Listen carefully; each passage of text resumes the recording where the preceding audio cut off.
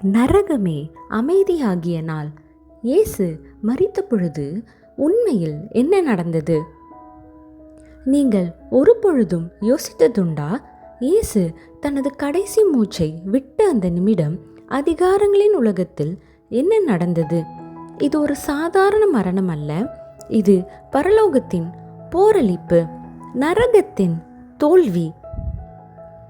மத்தேயு 27:50-51 சொல்கிறது, இயேசு ஒரே ஒரு மாபெரும் சத்தத்துடன் ஒலி எழுப்பி தமது ஆவியை விட்டார்.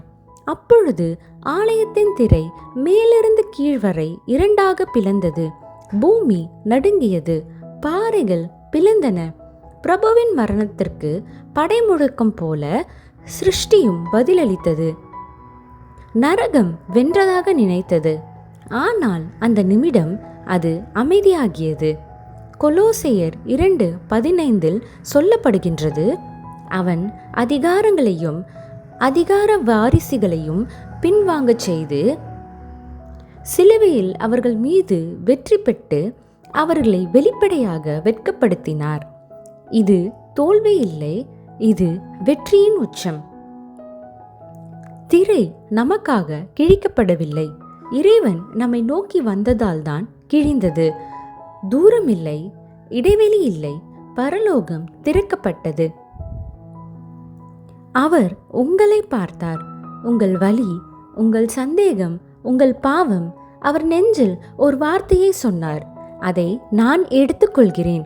ரோமர் 5:8 சொல்லப்படுகிறது, நாம் இன்னும் பாவிகளாய் இருந்த பொழுதே கிறிஸ்து நமக்காக மரித்தார். நீங்கள் புனிதராகும் வரை அவர் காத்திருக்கவில்லை. நீங்கள் உடைந்திருந்த பொழுதே அவர் வந்தார். எதிரி கல்லறையே முடிவென நினைத்தான், ஆனால் இயேசு அதை தொடக்கமாக மாற்றினார்.